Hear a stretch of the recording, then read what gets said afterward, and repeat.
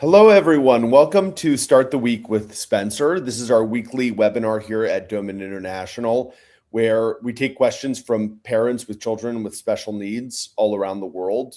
We always invite and encourage parents to join and ask us their biggest, their most important questions that they can't get answers to.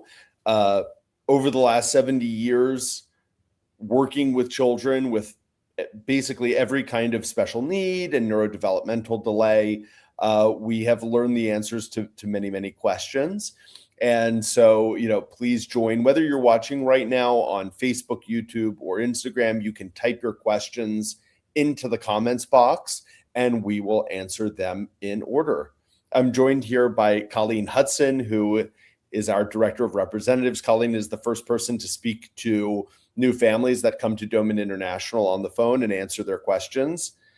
Thanks for joining me, Colleen. Glad to be here.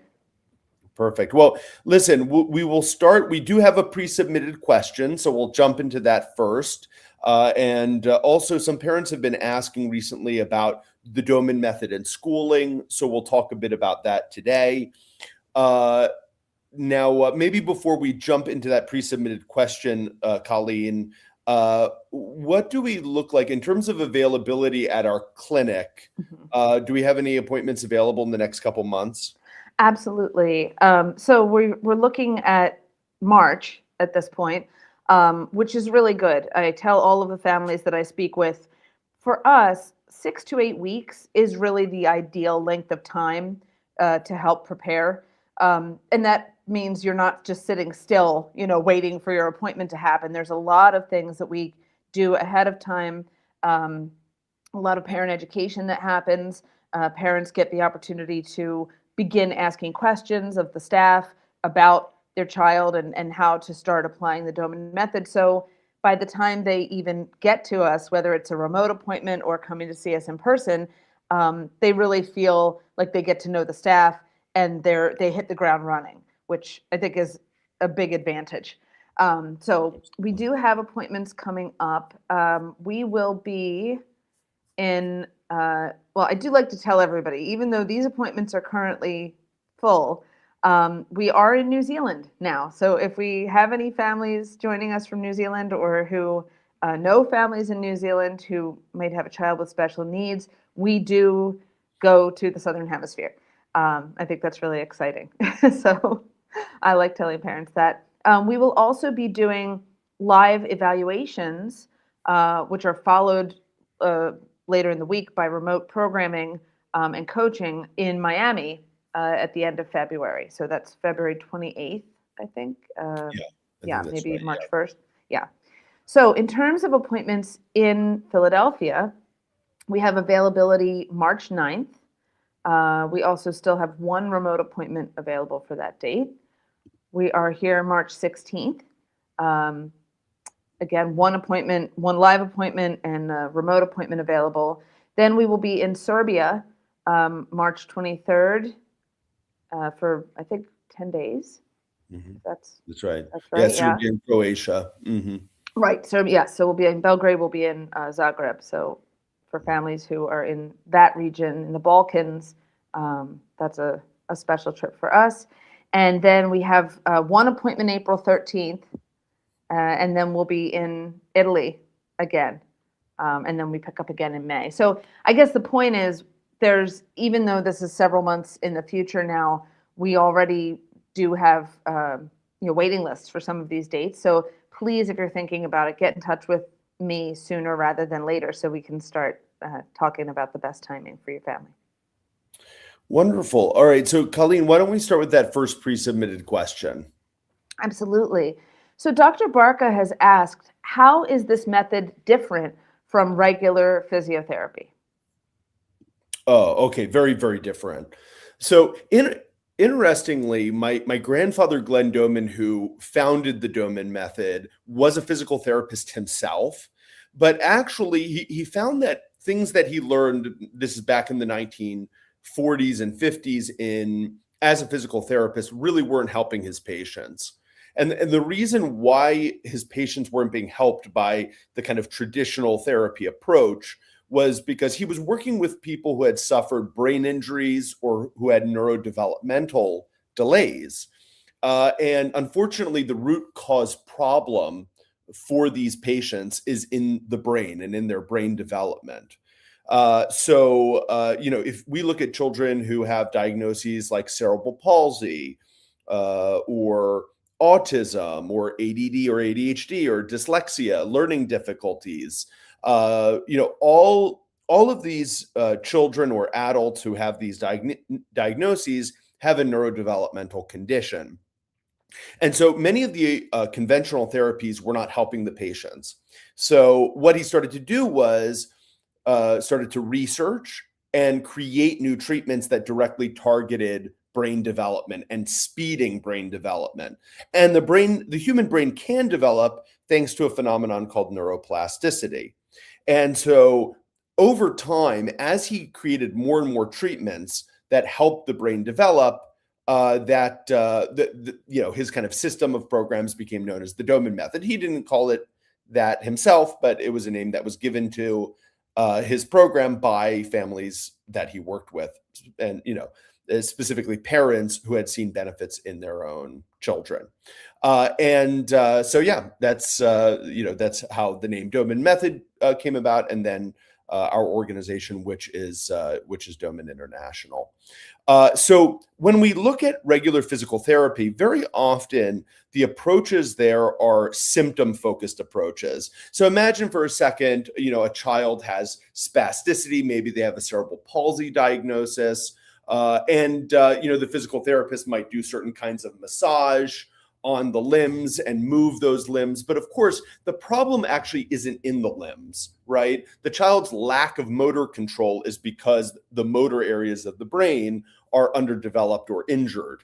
And so what we do with the program is we do specific activities that target the areas of the brain that need to be developed.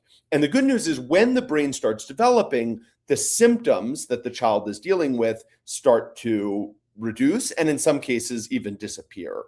So that's what the Doman Method is. It's a brain-focused approach. And when we focus on brain development, we start to see real results in the children. For some children, that's improved mobility, speech development. For some children who might be hyperactive, reducing that hyperactivity, improving behavior for kids who have behavioral issues, improving sensory abilities for children who have visual, auditory, or tactile issues. So yeah, that's what it's all about. The other thing I'll say is that physical therapy is a limited approach, not just in the sense it may not target the root cause issue, but it also just deals with one area of development, which is physical development. Our program is a holistic approach that we don't just do a mobility program with children. We do cognitive development, we do nutrition, we do respiratory development. There's a whole area of our program called the oxygenation program, which is greatly helpful for brain development. So when we take that holistic approach, we get the best results in terms of brain growth and development. And so every child that comes to our clinic has a team of professionals that are monitoring the child's development, right? Creating the cognitive program, the physical program, nutrition, and so on. We have specialists in each of those areas. And that those team members also meet together to make sure that each child has the best customized program that the family can do each and every day with the child. Colleen, anything you want to add to that?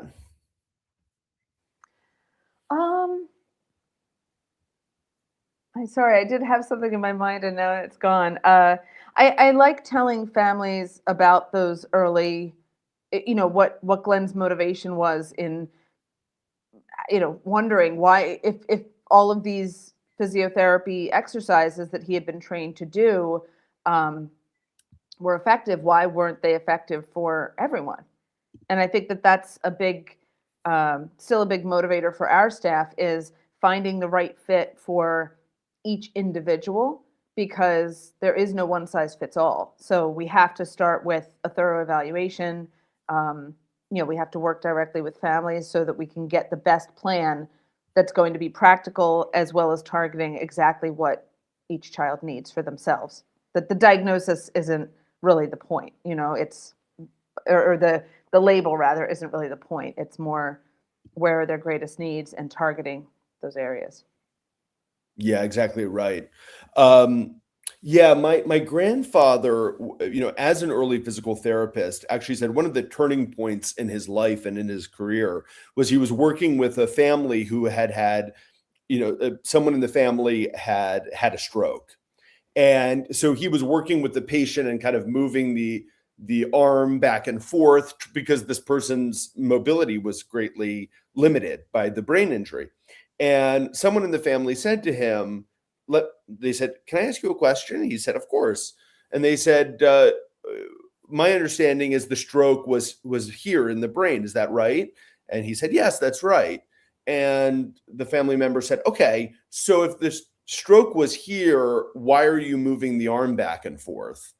And my grandfather, as a young physical therapist, quickly realized he didn't know the answer to that question. And so he gave the person an answer which kind of plagued him, like it haunted him for the rest of his life, which is, "Oh, you'd have to go to school for years to understand that." Right? That's what he told the person. "You have to go to school for years to know the answer to that."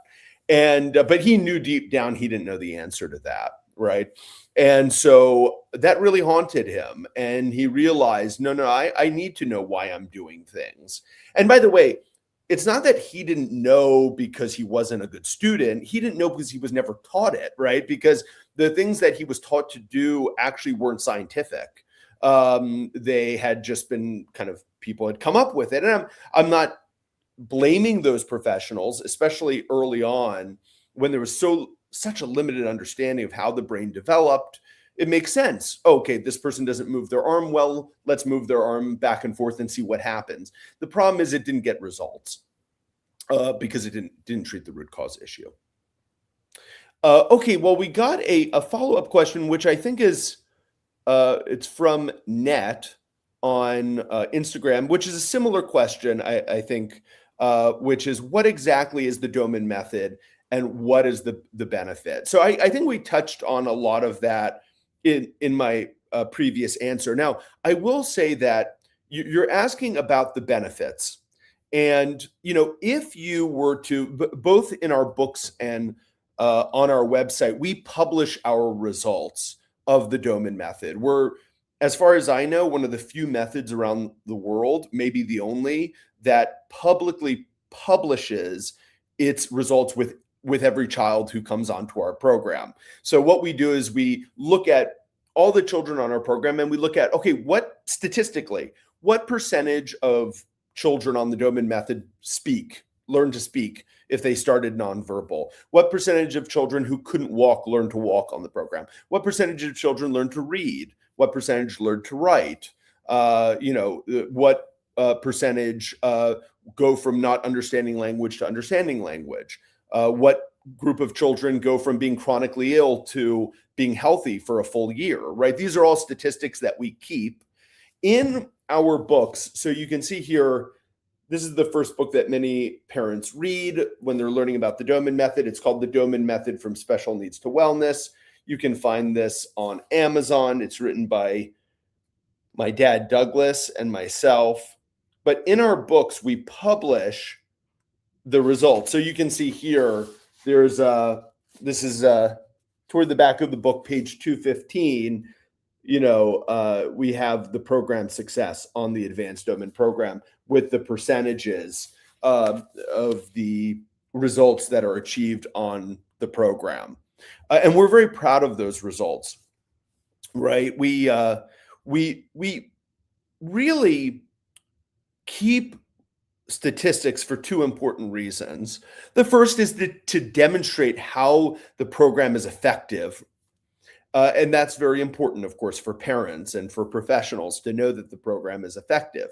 The second reason why it's important is for us to continue working on improving our statistics, right? So, sometimes we'll initiate a new program, a new treatment with children, and we will see those statistics rise, and we'll know, okay, this has been a wonderful addition. Or we've been doing this for 70 years. And there's even been a couple of times, it doesn't happen often, But there's even been a couple of times in those 70 years where a statistic might drop, and we'll say, hold on, what's happening here? How did we go from 59% to 56? Did we stop doing something before that was helpful? Maybe we need to go back to doing that. So it can work both ways. But it's a constant benchmark, a way of improving what we do. Once a very wise person said to me that you can only manage what you measure, right? You can only manage what you measure. If you're not measuring something, you really can't manage it because you don't really know where you stand with it, right? I mean, the most obvious example that almost anyone can associate with is like weighing ourselves, right? If you know how much you weigh, okay, you have an idea. Are you going up? Are you going down? Now you can manage. But if you have no idea, okay, maybe you can't. And so by measuring our statistics, it helps us with managing, okay, which of these statistics need to be improved? What have we been doing to change these statistics? Those are very, very valuable insights for us to have. And so we're very proud. I mean, that this is why over the last 70 years, more children have learned to walk, talk, read, write on the Doman method than any other treatment that exists, because of some of the things we just said. We're brain focused, and we actually keep track of the results of the program. Okay. If you call up most therapy centers and you say, hey, I see you do physical therapy, what percentage of children on your treatment program learn to walk?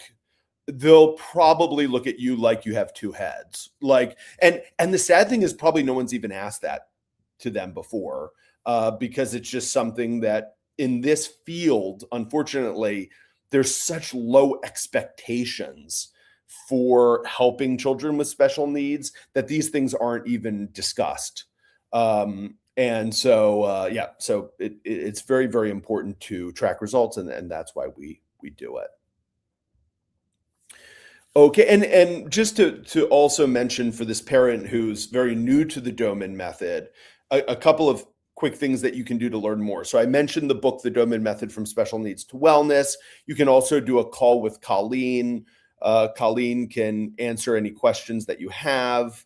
I'll throw up Colleen's contact info net if you'd like to reach out to Colleen. She's happy to answer any questions you have. You have the email address there, info@domaninternational.org, and then the WhatsApp and phone number there. It is a US phone number, so note the 1 at the start of it if you're outside the US. So those are great ways. You could go to our website, also domaninternational.org, and read about what we're doing there. Colleen, anything else you'd like to add to that?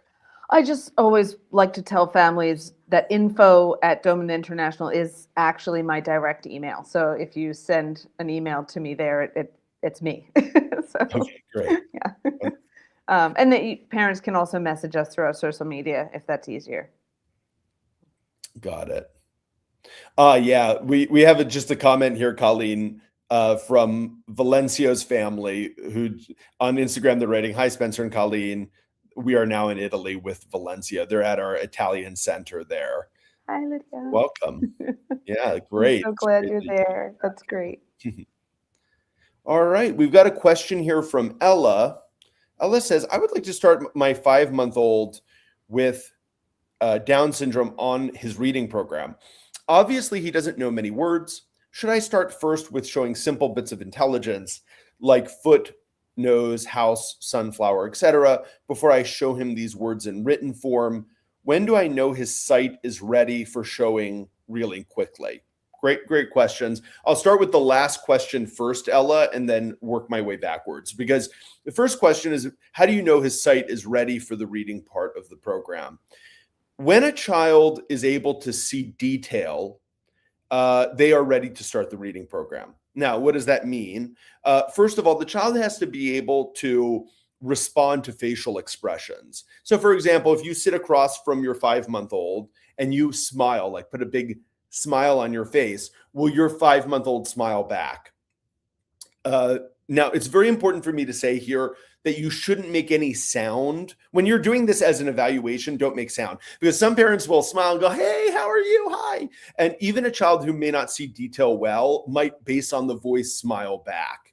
So that's why when you're, now, of course, in a normal day, you should smile and talk to your baby. What I'm just saying is to evaluate it, you just kind of sit, across from your child, maybe they're on your lap, and you give them a big smile without making a single sound, and you see, does he smile back?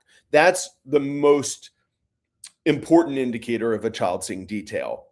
The second is, can the child recognize you as a mom, or, can they recognize parents as compared to strangers? So for example, if your 5-month-old saw me and dad next to one another, would the baby know, oh, that's dad or grandpa or whoever, and that's a stranger I've never seen before, right? And usually you can see that based on their facial expressions. They want to go to the family member maybe, and the stranger they're a little bit more wary about.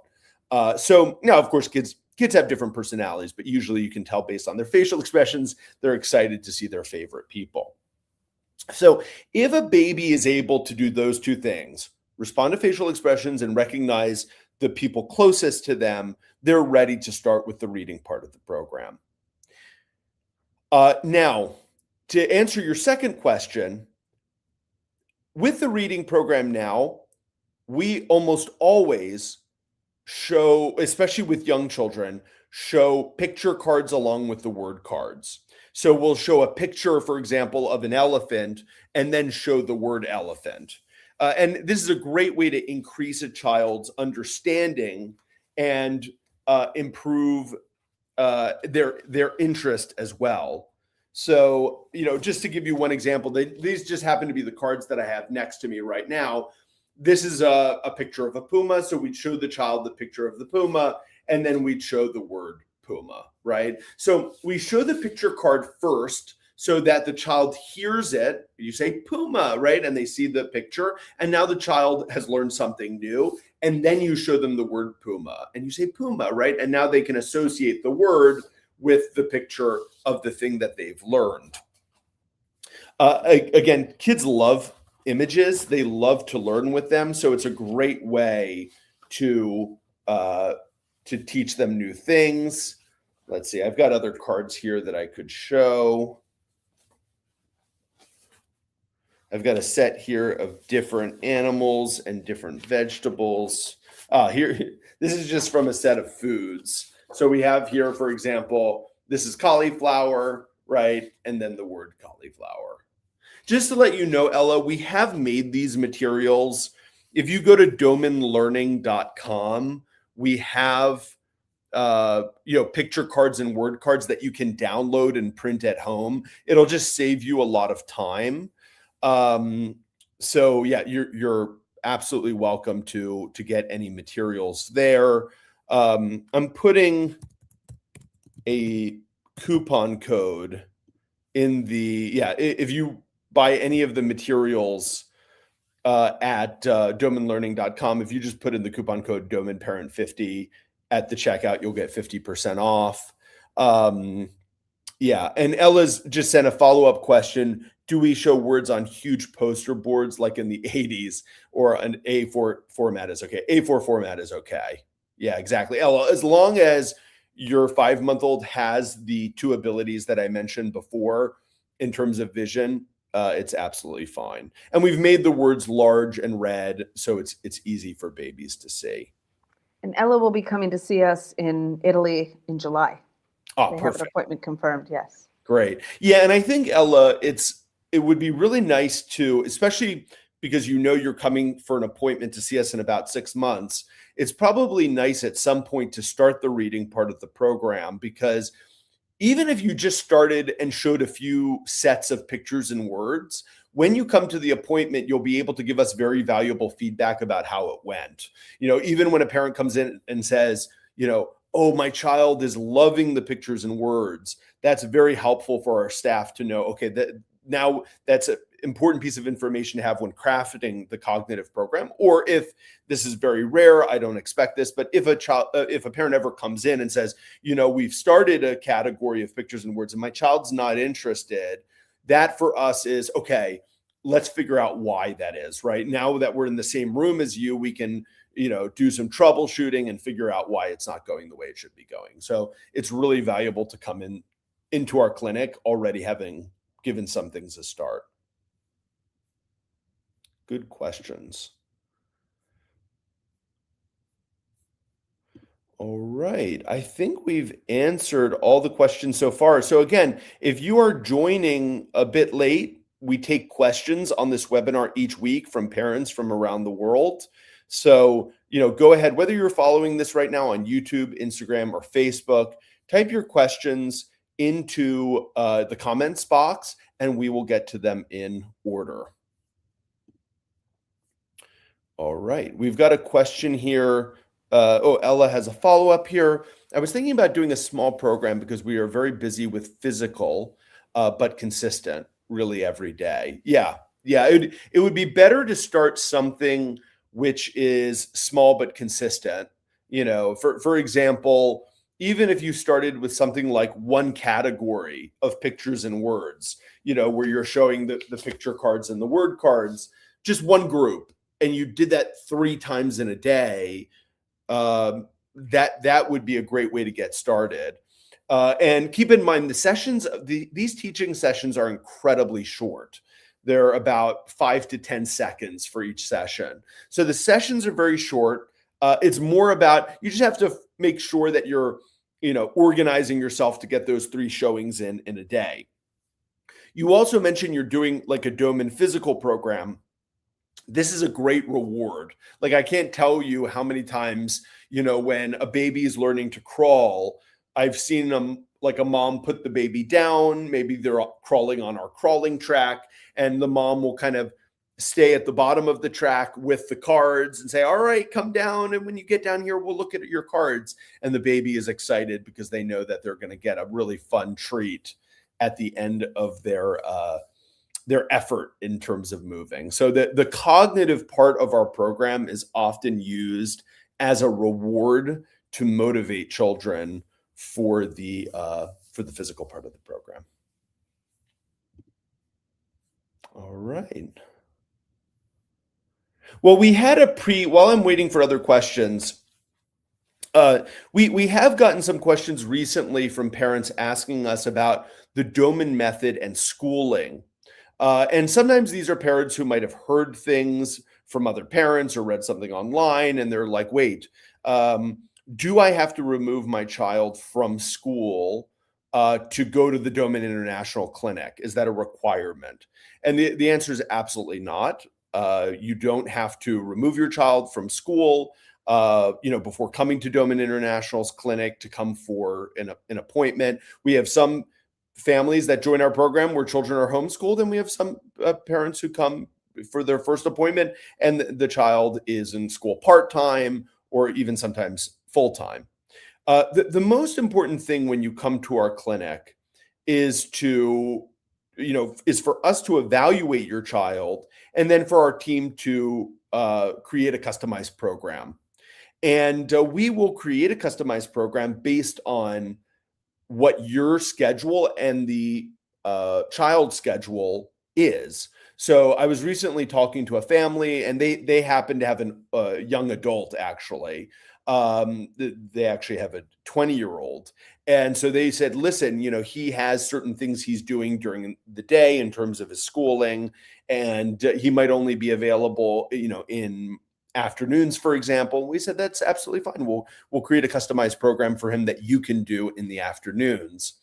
One thing I didn't mention before when I was answering Net's question, when she asked about like, what is the Doman method, what makes it kind of different, is that we work hand in hand with families, right? So when we evaluate a child, our team creates a customized program and then we teach it to the family, right? Because no one is with a child more than their family. And so by teaching them the different things that they can do at home, it's the best way to get the treatment done consistently. No one loves a child more than their parents. No one's more committed to their child than parents. And so, with the knowledge that we have and the great experience combined with the incredible determination of parents, we get really, really amazing results with children.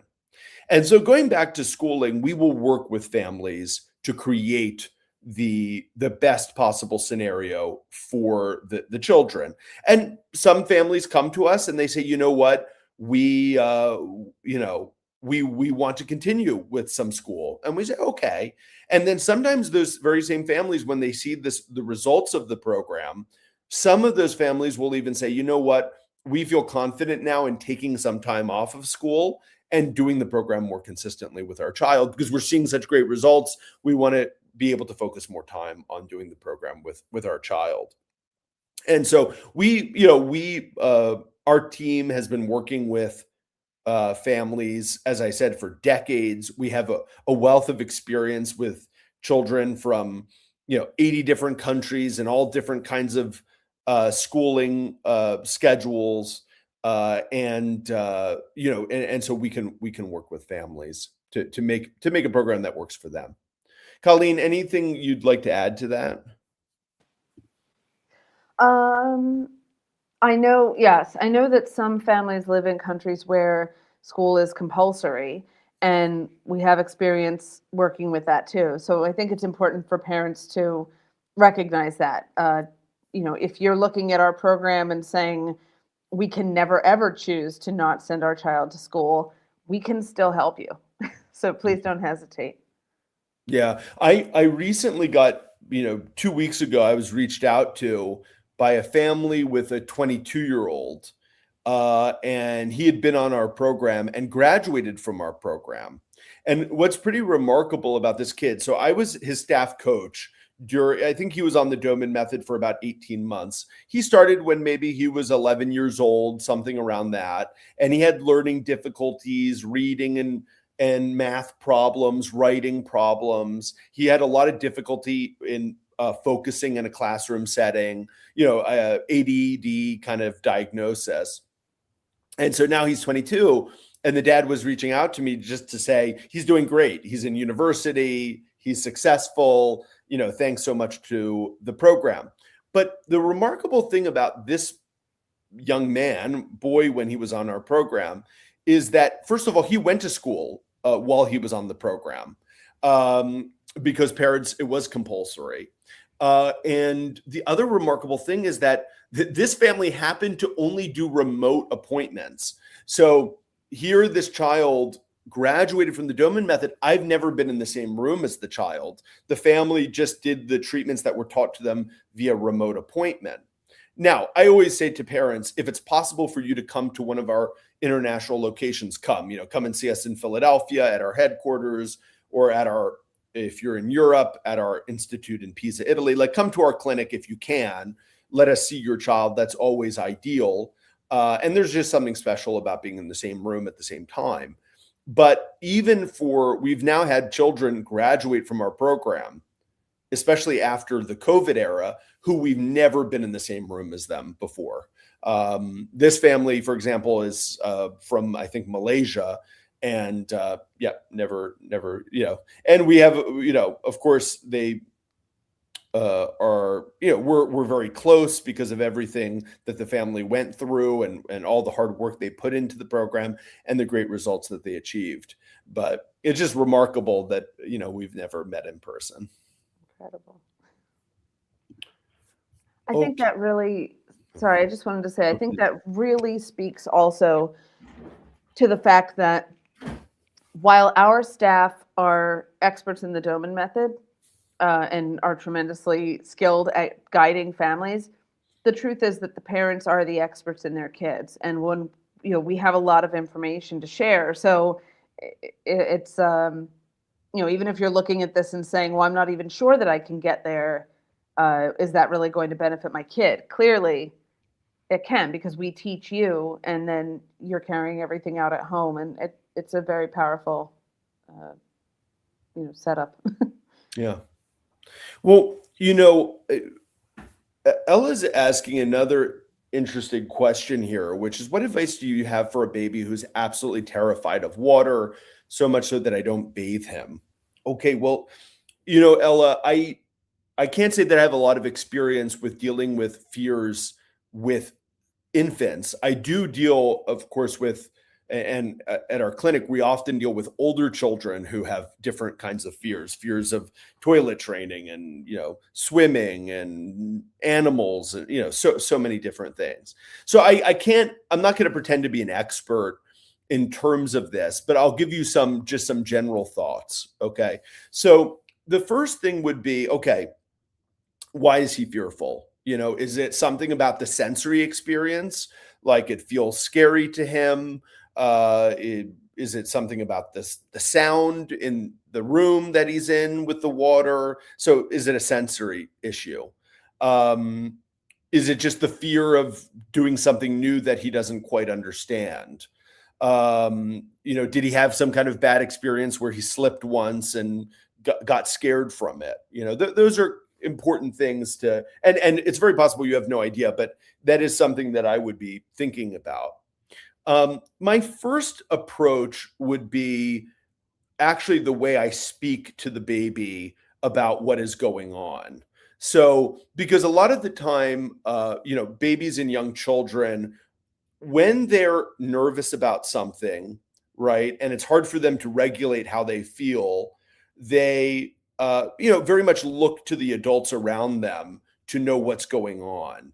So I would do a lot of speaking to the baby in advance of what's going to happen, saying, all right, we're going to be going, taking your bath in 15 minutes. Oh, let's go into the bathroom. Let's check the water. Oh, that sounds warm. Yeah, it feels warm. And, you put your maybe a little bit of his foot in there, so you just talk to the baby about it, because for very often with young children, because something is new and for that reason scary to them, even if they don't fully understand what you're telling them, if you're telling them it's okay and you've got it handled, for many children that puts them at ease.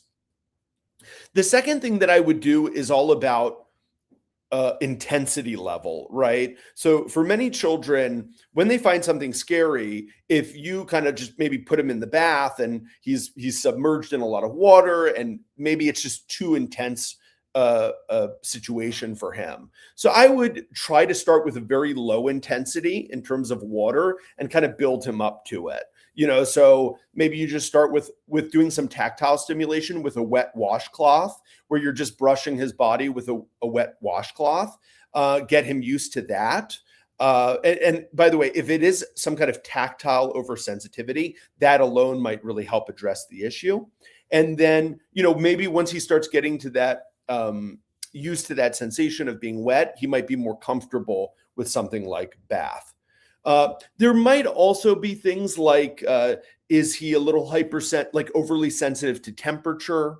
That's something to take into account. Sometimes you do have to try different kinds of temperatures to find, a child might find something cold that you don't find cold, or hot that you don't find hot. So keep that in mind. But I would think tactile stimulation would do a lot of good. And then even when you're starting with water, for example, you may want to see is there a level of comfort that your baby would have in terms of water. So let me give an example. Like if you had a small little basin of water and you dipped your baby's feet in and the water was nice and warm and comfortable, would he be comfortable with that?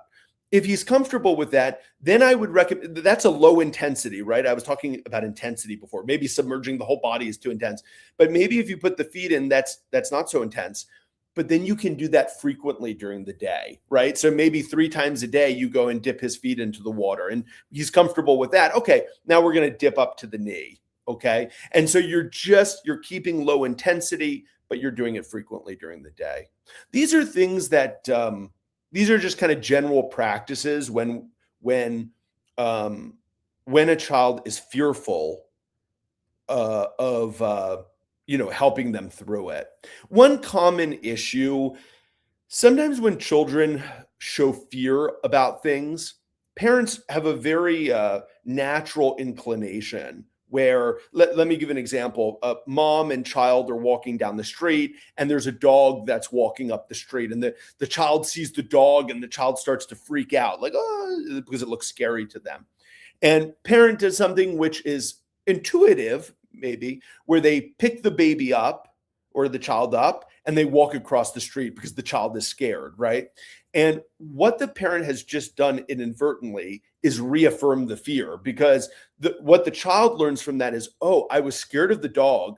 Mom picked me up and took me away from the dog, so the dog must be scary, right? Mom protected me from the dog, so dog is bad, right? And I use the dog as an example because it's something which is so common.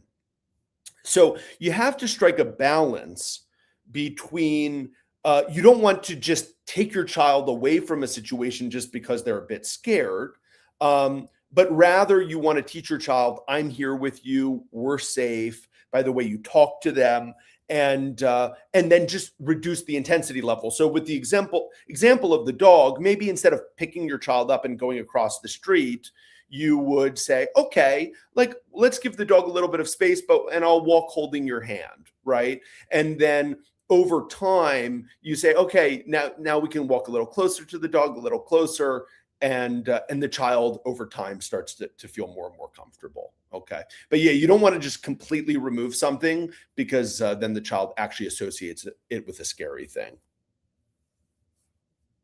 Good question.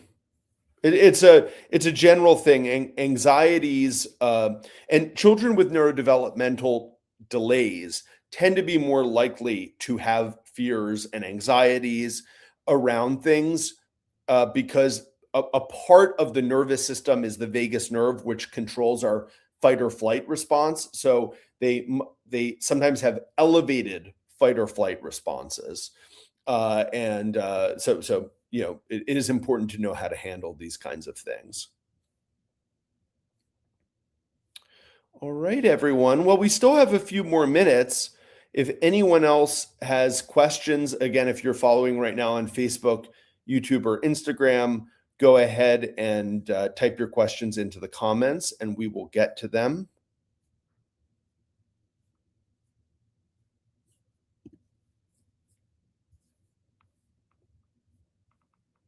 And just to review quickly about some of the upcoming trips that Doman International is doing. So in February, we're sending staff, Colleen mentioned this at the very beginning of the session, to New Zealand. So we're doing appointments in New Zealand and also in Miami, Florida. So if you happen to be in Florida or Latin America and want to be seen in Miami, we have that availability. Here in Philadelphia, we have our headquarters. Colleen, you mentioned some available dates, but I didn't write them down. Oh, yes. So we've got March 9th is wide open, actually. I do like to tell families, never hesitate to ask about a date that you have in mind. Our appointments are typically Monday, Tuesday, Wednesday. An initial appointment is 3 days. So, even if you don't hear us mention a date and you're thinking about it, ask me, because we may just have skipped it for some reason. Or we may have a waiting list. And if you're the first person on the waiting list, it's entirely possible that you'll get, bumped onto the to be seen list.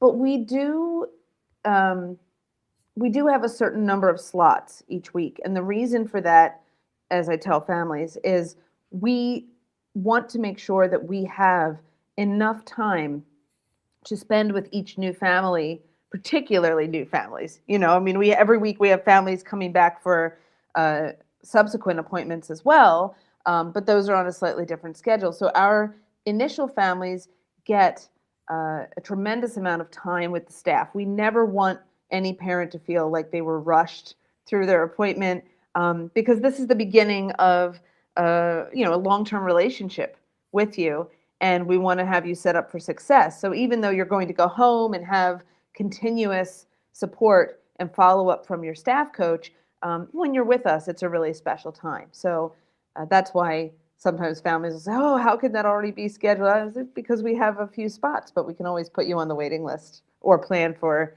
the following week or the following month. Yeah, exactly. So March 9th is wide open. March 16th, we have one spot available. In April, we have, sorry, I closed my window. I believe we have, April's an interesting month too because of our follow up from Serbia and, just our travel schedule. So that's the other thing. If you're in the Balkans, come and see us in the Balkans, which is great. Yeah, I Yeah, think April 13th. yeah, April 13th. I believe so, yes. April 13th in Philadelphia. Okay. And then we do, of course, have remote appointments available for people who aren't able to travel. And then in May, we are going to have appointments in Bangalore and New Delhi, India, and also in Dubai in the United Arab Emirates. So if you're interested in coming and seeing us in any of those places, please reach out to Colleen at the emails or the numbers that we've posted. Oh, I also want to say for anybody who is joining us today who is still just confused about how this all works, what it is, and maybe isn't quite ready to hop on a phone call with me, although there's no obligation and I'm happy to answer questions. We do have a recording of a webinar that we gave last year called Is the Doman Method Right for My Family? It's about an hour long. It has a Q&A at the end.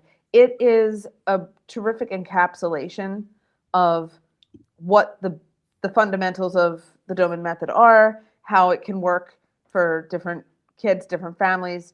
If you suspect that you might be a good candidate for the Doman Method, I'd say go with your gut, because if you're interested, then that means you're probably a good candidate. Yeah. Yeah, but I can always furnish that webinar for families who aren't yet ready to hop on a call, and you can watch that, and then we can follow up with questions. I do that a lot. So yeah, just don't hesitate to reach out. We're very happy to provide as much information as you need, because we've been doing this for 70 years, so we've got a lot of experience to share. Wonderful. Yeah. And so, yeah, just reach out to Colleen via email or phone and just say, even if you're not comfortable getting on the call, she'll send you those links for that webinar. Of course, I advise you do talk to Colleen on the phone, but even if you're not ready for it, she'll send that info to you. All right. Well, I think we are all out of questions. Everyone, thanks so much for joining. Next, I'm not sure if it's next week or the following week, but Colleen, I'm not sure if I've told you this, but I'm going to be doing a toilet training special episode. It's the following week. I saw that on our schedule. Yeah, February fabulous. 9th. February Yes, 9th. Yeah. February 9th. Yeah, I'm going to have someone named Annie Adamson, who actually I became acquainted with because she does our program with her children. And she is a mom of, I think, 4 kids. But she's also a toilet training coach. And so I found some of the recommendations she has very helpful for the kids that we work with. Because, some children with special needs, are not toilet trained, by 4, 5, 10 years of age. I've seen teenagers and even adults who aren't. And so some of her recommendations have been incredibly helpful for our families. So I'll have her on February 9th. I'll ask her questions, but also parents can join as well and also ask their questions. And she deals with, children from birth all the way up to, any age. So please make sure don't miss the February 9th episode. Yeah, that's one of those things that's a real game changer for a kid's quality of life and also family. Yeah. Yeah. And one of the powerful things about toilet training is that, and this shouldn't have surprised me based on all my other experience with child development, but the earlier you start, the easier it is. And that shouldn't have surprised me, but we've been fed a lot of nonsense about what it means to be ready for toilet training, like what's training readiness for a child. And so I'll be talking with Annie about that. Unfortunately, I wasn't even aware of this, but a lot of this has been manipulated by diaper companies who it's very lucrative for them to, to keep children on diapers for as long as possible. So they've made sure to kind of increase professional awareness about like, what does it mean for a child to be ready for toilet training when, many babies and children can be toilet trained by, 10 to 12 months easily if the parent knows what to do. So I'm really excited for that conversation. It's an area of I never thought I would be incredibly interested in, but when I started talking to Annie, I realized, oh wow, there's a lot of important knowledge here. So yeah, make sure to join for that episode. Wonderful. All right, everyone, thanks so much for joining. Have a great rest of your week. Bye-bye. Thanks, everyone. Bye.